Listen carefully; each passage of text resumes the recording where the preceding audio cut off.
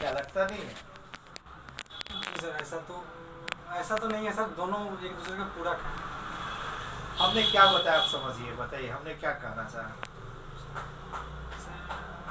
Sorry समझ। अच्छा, पहले बज्जी संघ मगध पर आक्रमण क्यों करते थे? सर जहाँ तक मैंने पढ़ा है सर, मगध जो है अपना विस्तार के लिए बज्जी संघ पे आक्रमण कर देते हैं। वैशाली की एक महिला बहुत फेमस थी। जी सर। महिला थी कि कन्या थी? आम्रपाली। सही है, महिला थी कि कन्या थी? नगर वधु थी और शायद महिला थी। कन्या नहीं थी। किससे विवाह हुआ था? Sorry sir. तो महिला बोलने बोला कन्या। और नगर वधु का तात्पर्य क्या होता है?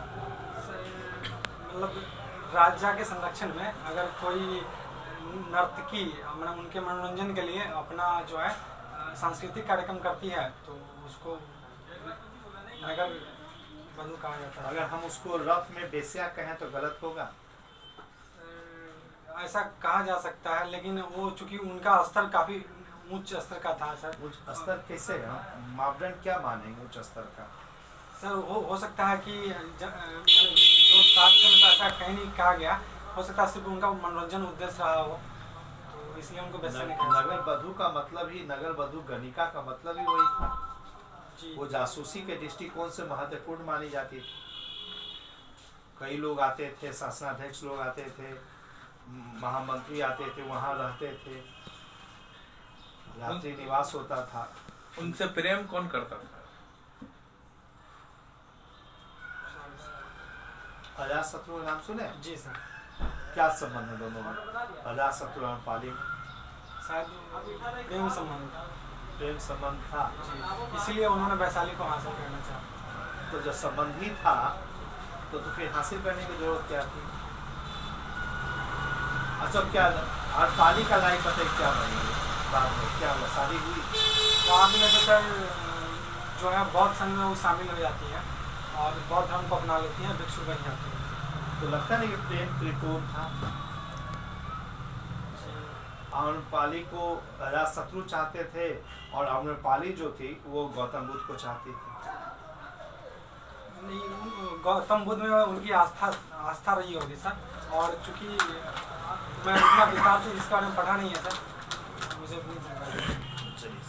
ऑनर्स क्या है आपका? Sir civil engineering. और 2002 में आपने मैट्रिक किया, 2004 में इंटर और 2013 मैंने सर डिप्लोमा किया 2004 से। 2004 से 13 तक क्या किया? 2004 से सर मैंने 8 तक डिप्लोमा किया, 3 साल। 3 साल। जी सर, उसके बाद मैं 4 साल फिर बीटेक करने वाला हूँ। 13 से 17 तक। जी सर। तो फिर भी तो 8 के बाद 13, 4 साल फिर क्या किया? मैं वर्तमान में BHL में कार्यरत हूँ। 4 से 8 आपने 7-8 आपने जो है डिप्लोमा किया, और 7-8 के बाद 13 तक क्या किया?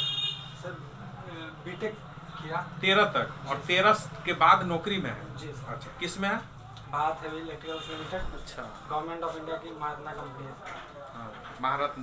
क्या होता है महारत्न कंपनी का मापदंड?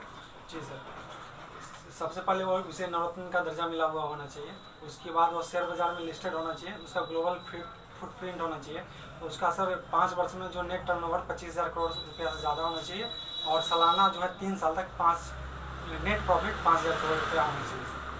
अच्छा, ये नवरत्न महारत्न, ये नवरत्न जो है, ये अवधारणा कब आई थी? औद्योगिक नीति मैंने भारत सरकार कब से इस तरह की दर्जा देना प्रारंभ किया?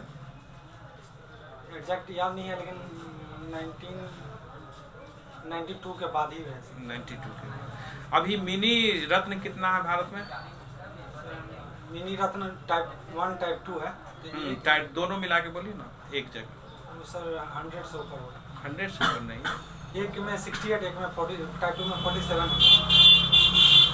आजकल में आप देखे हैं। अच्छा, एक चीज आज बताइए कि हमने देखा है कि 2 महान व्यक्ति मर गए हैं, एक भारत से हो सकता है, एक वर्ल्ड के हो सकते हैं, बोलिए तो। सर भारत से एक कांग्रेस के जो मेंबर थे उनका निधन हुआ, और जहाँ पे अंतर्राष्ट्रीय खबर में देखें तो तो एक फुटबॉलर थे अर्जेंटीना के महान